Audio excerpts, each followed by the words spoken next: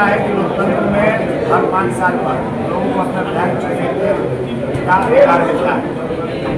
इस बार के विधानसभा चुनाव में भारतीय जनता पार्टी ने उत्तर हावड़ा विधानसभा क्षेत्र से मुझे अपना उम्मीदवार बनाया है। भारतीय जनता पार्टी ने पूरे प्रदेश के लिए अपना घोषणा पत्र जारी किया है। बीजेपी की सरकार बनेगी तो बंगाल के लोगों को क्या क्या मिलेगा। इसके साथ ही मैंने भी उत्तर हावड़ा की जनता के लिए कुछ वादे किए हैं। वो वादे मैं आज आपके बीच ये पढ़कर सुना रहा हूँ। उत्तर हावड़ा में भारतीय जनता पार्टी का विधायक जीतता है और बीजेपी की सरकार बंगाल में बनती है तो भारतीय जनता पार्टी प्राथमिकता के साथ उत्तर हावड़ा में क्या क्या करेगी, एक एक विषय में आपको बताता हूँ। उत्तर हावड़ा की सबसे बड़ी समस्या है जल निकासी की। ड्रेनेज मास्टर प्लान को प्राथमिकता के साथ 2 साल के अंदर हावड़ा के जल निकासी की व्यवस्था को सुदृढ़ किया जाएगा। 3 साल के बाद हावड़ा में बारिश होने पर कहीं जल जमाव नहीं होगी, ये हम लोगों ने लोगों से वादा किया है। MSME उद्योग प्राय बंद होने की कगार पर है। उत्तर हावड़ा को औद्योगिक हब बनाने की परिकल्पना हम लोगों ने की है। एसी मार्केट, सड़किया, हावड़ा रेलवे स्टेशन के आसपास में बहुस्तरीय पार्किंग जोन बनाने की भी बात हम लोगों ने लोगों से कही है। खुले नालों को बंद करना, नालों की नियमित सफाई, नाला ढकने की व्यवस्था और जल के साथ प्रदूषण पर भी अंकुश लगाने का काम किया जाएगा। 1 साल के अंदर उत्तर हावड़ा के लोगों के घर तक विशुद्ध पानीय जल पहुंचाने का वादा हम लोगों ने किया है। सड़कों पर से कूड़ादान हटाकर जगह जगह पर कचरा कॉम्पैक्टर लगाकर सड़कों को अतिक्रमण को दूर करने का प्लान है।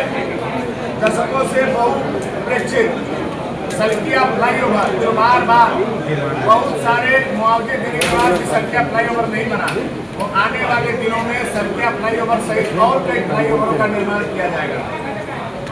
कई संवेदनशील क्षेत्र है, बालिका विद्यालय है, पार्क है जहां बुजुर्ग जाते हैं। ऐसे इलाकों में CCTV कैमरा लगाकर नजरदारी करने का भी काम बीजेपी की सरकार करेगी। GT road, Banaras road, Chhotelal Mishra road, Giri Bana road, Kapoor गली, फकीर बना, लश्करपाड़ा रोड सहित पुराने आवासीय इलाके में गलियों की मरम्मत और उनका पुनर्निर्माण कर आने जाने के रास्ते को सुंदर और सुरक्षित किया जाएगा। स्थानीय युवकों के लिए 2 वर्ष के अंदर एक कॉलेज और एक टेक्निकल इंस्टीट्यूट बनाने का वादा भारतीय जनता पार्टी करती है। हावड़ा स्टेशन के आसपास का इलाका, Calcutta bus stand, Howrah bus stand, Digha bus stand, इस पूरे इलाके में एक वर्ल्ड क्लास का बस टर्मिनल, टैक्सी टर्मिनल बनेगा, मार्केट बनेगा, मॉल बनेगा।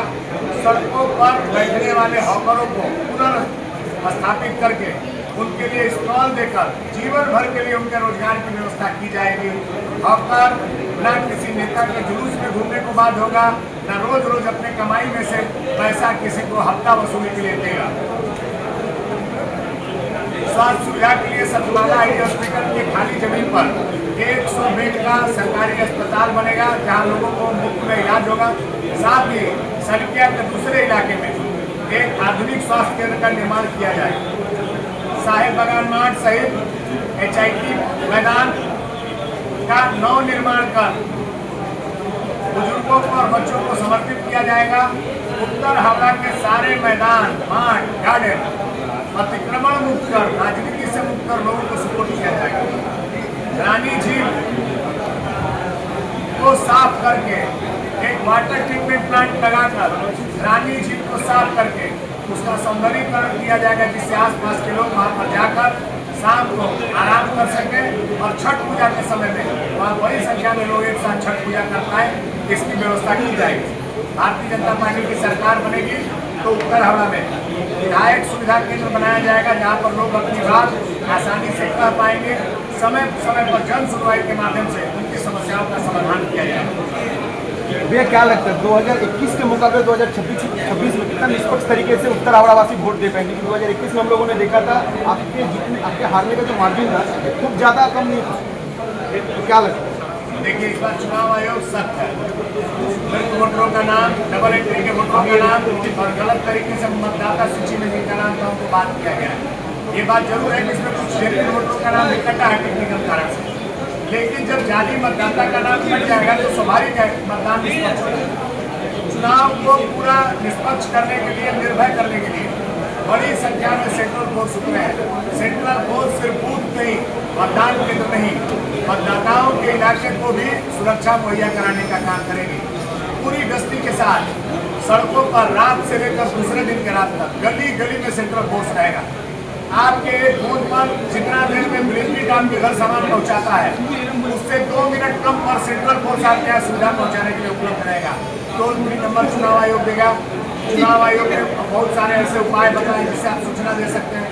इस बार का चुनाव अभी तक का बंगाल का सबसे अभिनव और अद्भुत चुनाव होने जा रहा है। फ्लैट में ताला मारने की घटनाएं सामने आती है कि ठीक वोट से 2 घंटा 4 घंटा पहले हर फ्लैट में ताला मार दिया जाता है। देखिए, ताला मारने में लगता है 2 सेकंड और ताला खोलने में लगता है 1 सेकंड। जितना तेजी के साथ लगा के ताला लगेगा, उतना तेजी के साथ ही ताला खुलेगा और ताला लगाने वाला उसके बाद आपको दिन भर नहीं मिलेगा।